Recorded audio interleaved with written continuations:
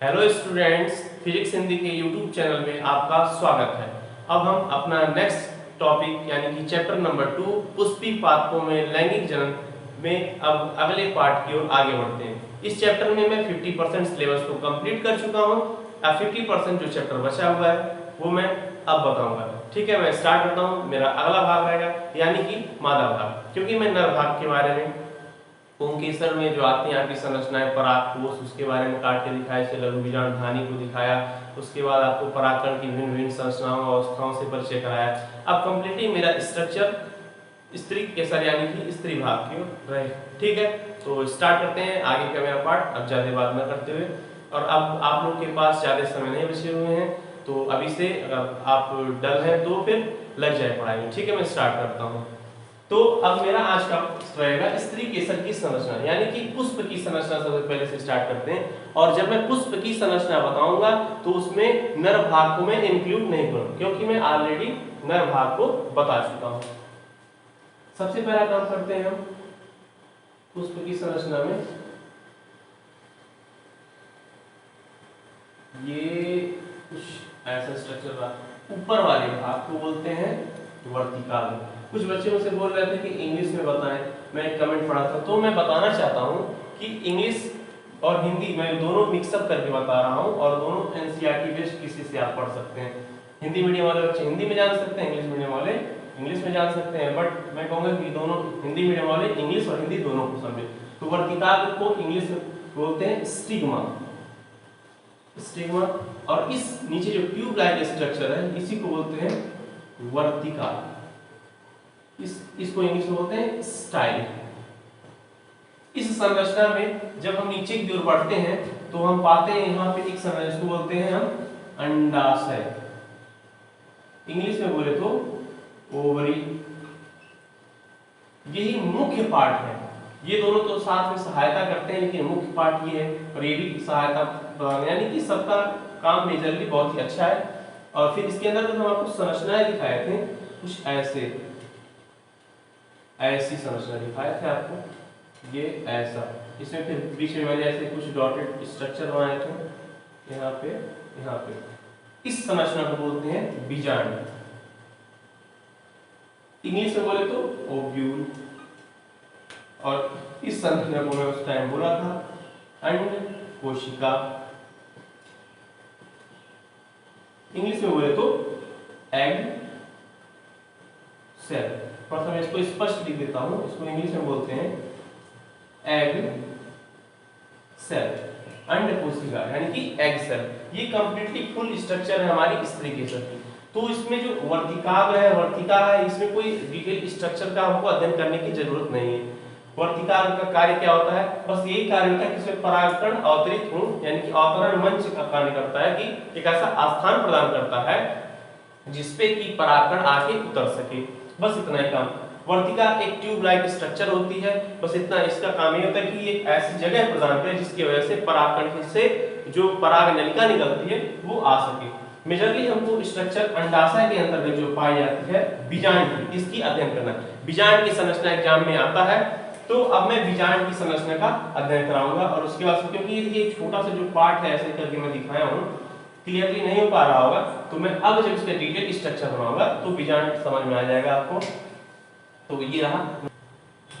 तो अब अध्ययन करते हैं बीजांड की संरचना के बारे में। बीजांड की संरचना यानी कि structure of ovule, most important है 2021 के लिए, किसी न किसी बोर्ड में तो जरूर आना है इसको। ओके, तो मैं इसको ड्रॉ करना सिखाऊंगा, फिर नामकरण भी सिखाऊंगा। तो स्टार्ट करते हैं बीजांड की संरचना। तो सबसे पहले हम क्या करेंगे, एक ऐसा पेन उठाएंगे, थोड़ा सा घुमाएंगे, ये ऐसे गोलाकार संरचना ऐसे लेके आएंगे। अब हमको कुछ नहीं करना, इसमें से एक स्ट्रक्चर को ऐसे निकाल देना है। अब मुझे करना है क्या, सो थोड़ा सा सही बना देते हैं, थोड़ा सा सही। और अब इसी में से हमको एक बीच में ऐसे गोला सा स्ट्रक्चर बना देना है, और इस पार्ट से एक स्ट्रक्चर ऐसे ले आना है और इसको ऐसे छोड़ देंगे। या फिर हम और इसको और अच्छा से सुंदर बनाना चाहते हैं तो और अधिक सुंदर बना सकते हैं ऐसे। ये कंप्लीटली स्ट्रक्चर बना देंगे, यानी कि पहले यहाँ से उठाएंगे पेन को, फिर ऐसे घुमाते हुए यहाँ पे लाइन छोड़ देंगे, फिर घुमा के यहाँ छोड़ देंगे, फिर यहीं से इसको ऐसे मिला देते हैं, संरचना बाहर निकली। जो सबसे स्टार्टिंग से हमने स्टार्ट किया है इसका नामकरण करते हैं, तो इसको बोलते हैं हिंदी में बीजांड वृंत। क्या बोलते हैं? बीजांड वृंत। और इंग्लिश में बोले तो फ्यूनिकल बोलते हैं, फ्यूनिकल। फिर मैंने क्या स्ट्रक्चर को घुमाया है, तो घुमाया तो सबसे बाहर की ओर एक स्ट्रक्चर होती है, इसको बोलते हैं बाह्य, यानी कि बाहर की ओर है अध्य आवरण, अध्यावरण, यानी कि जो बाहर की ओर इसको आवरण यानी सुरक्षा प्रदान कर रहे हैं। इसको इंग्लिश में बोलते हैं आउटर इंट्यूगमेंट। ठीक है, आउटर इंट्यूगमेंट। और जो सबसे इसके और थोड़ा सा अंदर की ओर आए हैं तो हमको एक संरचना मिली है जिसको बोलते हैं अंतर अध्यावरण। इंग्लिश में इसको बोलते हैं इनर इंट्यूगमेंट, इनर इंट्यूगमेंट्स।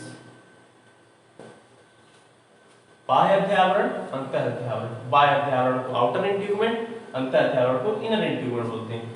ये जो गोला से मैंने संरचना बनाया है ये कुछ नहीं, सबसे पहले हम क्या काम करेंगे, इसमें ऐसे ऐसे डॉट डॉट डॉट डॉट करेंगे, ऐसे भर देंगे। ये डॉट डॉट डॉट दिखाने का मतलब ये है एक प्रकार का ऐसा ऊतक है जिसमें पोषण भरा हुआ। क्या भरा हुआ? पोषण। इस संरचना को बोलते हैं बीजांडकाय, बोलते हैं इसको बीजांडकाय। इंग्लिश में बोलते हैं न्यूसेलस। ध्यान देना सब बच्चे कंफ्यूज, इसको बोलते हैं न्यूक्लियस, न्यूक्लियस लिख देते हैं, तो न्यूक्लियस नहीं लिखना है, ये न्यूसेलस है। न्यूसेलस यानी कि बीजांडकाय। इसके अंतर्गत एक संरचना होती है, ऐसे एक संरचना होती है। अभी इसका मैं नामकरण सिखाऊंगा कौन क्या क्या होता है। तो सबसे इसके ऊपर वाले भाग को बोलते हैं निभाग, हिंदी में बोलते हैं निभाग, इंग्लिश में बोलते हैं कैलाजा, कैलाजा, इंग्लिश में इसको बोलते हैं कैलाजा। नीचे वाली जो भाग होती है इसको बोलते हैं बीजांड द्वार, बीजांड द्वार, इंग्लिश में बोलते हैं माइक्रोपाइल। तो सबसे पहले हम एक बार स्ट्रक्चर को फिर से देख लेते हैं और इसका भी नामकरण कर देते हैं। इसको बोलते हैं भ्रूण कोश, भ्रूण कोश, इंग्लिश में बोले तो एम्ब्रियो सेल। यानी कि बीजांड की अगर हम संरचना देखते हैं तो सबसे पहले अगर हमको लिखना होगा, यहाँ पे जो स्ट्रक्चर होती है मैं अभी बना के दिखा रहा हूँ, थोड़ी देर शांति रखें। बीजांड एक ऐसी संरचना होती है जिसके अंतर्गत बीजांड वृंत पाया जाता है, बाह्य अध्यावरण पाया जाता है, अंतर अध्यावरण पाया जाता है, बीजांडकाय पाया जाता है, उसके ऊपरी भाग में निभाग होता है, निचले वाले भाग में बीजांडद्वार होता है। अब इस बीजांडकाय में जो संरचना है भ्रूण कोश, इंग्लिश में बोलते हैं एम्ब्रियो सेल, इसकी स्ट्रक्चर देखते हैं।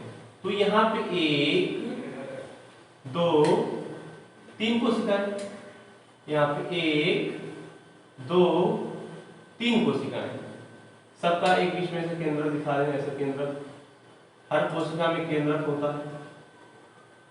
ये भी यहाँ पे केंद्र। अब सोच रहे होंगे कि यहाँ पे 2 केंद्र क्यों दिखाए, तो बात ये आती है कि ऑलरेडी ये ऐसा केंद्रक होता है जिसके अंदर 2 केंद्र प्रेजेंट रहता है, इसीलिए इसको बोलते हैं हम ध्रुवीय केंद्र, इसको बोलते हैं ध्रुवीय केंद्र। ये बहुत ही विशिष्ट संरचना है प्रकृति की, ये हमको देखने को मिलता है 2 केंद्र। इसको बोलते हैं मुख्य, यही है अंड कोशिका। सारी संरचना को याद रखेंगे, इसको बोलते हैं इसको एग सेल। और इसके ऊपर वाले पार्ट को, यहाँ जो बगल में जो 2 पार्ट है इसको हम बोल सकते हैं ये, और साथ में ये भी जो ये है और ये, इसको साथ में हम बोल सकते हैं, एक साथ बोलते हैं इसको सहायक कोशिका।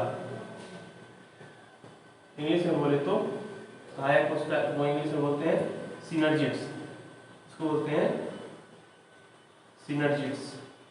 और सबसे ऊपर के जो कोशिका पाई जाती हैं एट लास्ट फाइनली, इसको बोलते हैं प्रतिमुख कोशिकाएं।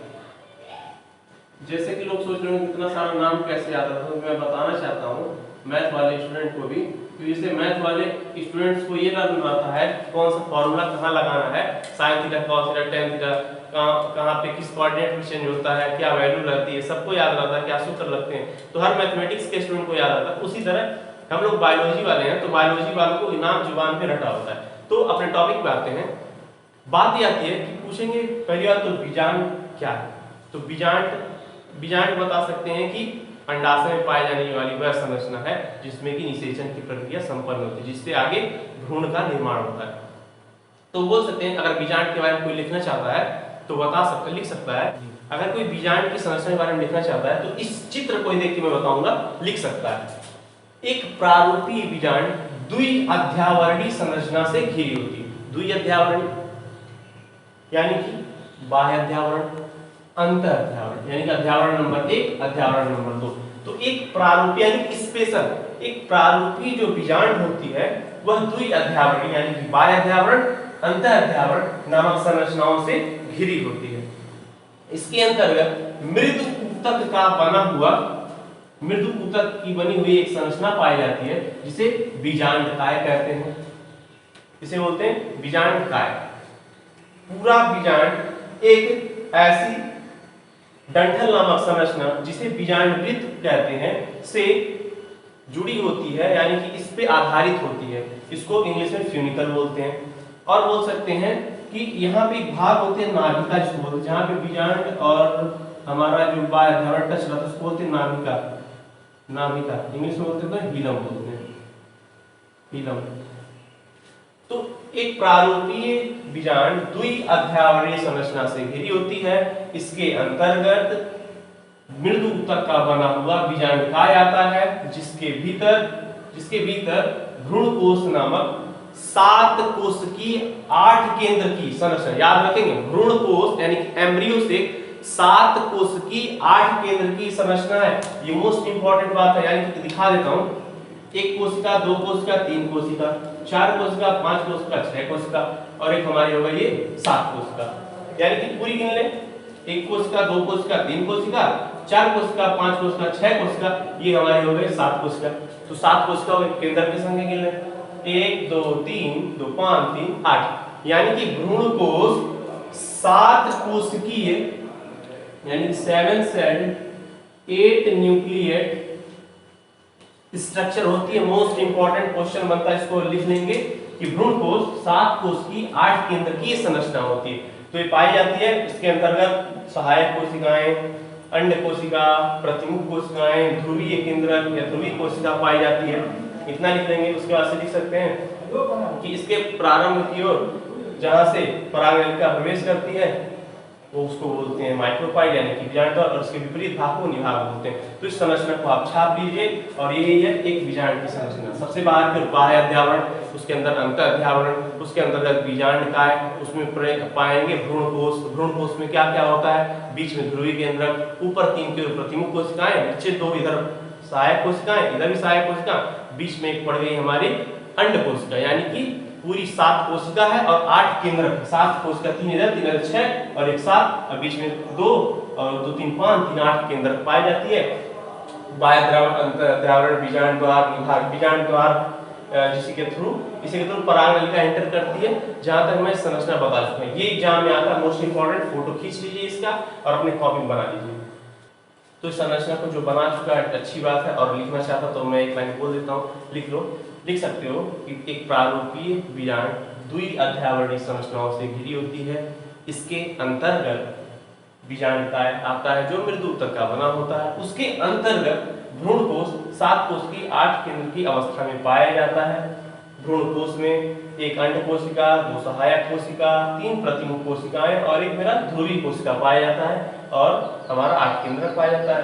लिख सकते हैं कि बीजांड जिसके सहारे यानी कि जिस संरचना के सहारे स्थिर रहता है उसे बोलते हैं बीजांड वृत्त। उसके ऊपर वह संरचना जहां पे बीजांड और बाह्य अध्यावरण एक दूसरे से संपर्कित रहते हैं उसे नाभिका कहते हैं। ये भी लिख सकते हैं। वह स्थल जहां से परागनलिका भ्रूण कोश में प्रवेश करती है उस स्थल को या उस स्थान को बीजांड द्वार कहते हैं, माइक्रोपाइल कहते हैं। इंग्लिश हिंदी दोनों नाम लंबवंश। तो आज यही मेरा बीजांड की संरचना हो गया। इस संरचना को मैं खुली चुनौती देता हूं कि पूरे किसी न किसी बोर्ड में इसको आना है, नहीं आएगा तो हमसे आप कांटेक्ट कर लीजिएगा, पक्का आएगा, जो कहेंगे सो मैं बाजी हार जाऊंगा। बीजांड की संरचना किसी न किसी बोर्ड में जरूर आना है, अब पक्का आना है, क्योंकि बीजांड की संरचना बिना ये पुष्प का स्त्री भाग संभव ही नहीं कि कोई अध्ययन कर सके। तो ये तो भाई मोस्ट इंपॉर्टेंट है। ये अब मेरा यहीं पे बीजांड की संरचना तक इस चैप्टर को मेन पार्ट जो था इसको मैं बता दिया हूँ, और ये मेरा खत्म होता है। और एक लास्ट टॉपिक बचेगा परागण की प्रक्रिया और दोहरा निषेचन की प्रक्रिया। तो आने वाले अगले वीडियो में मैं परागण की प्रक्रिया और दोहरा निषेचन की प्रक्रिया बताऊंगा। तो ये आपका समाप्त हुआ, फिर मिलते हैं, तब तक के लिए गुड बाय। अगले लेक्चर में मिलेंगे और फिर इसके आगे की संरचना, दोहरा निषेचन और परागण या स्वपरागण की संरचना के बारे में अध्ययन करेंगे। ठीक है, गुड बाय, पढ़ाई करते रहिए, ऑल द वेरी बेस्ट।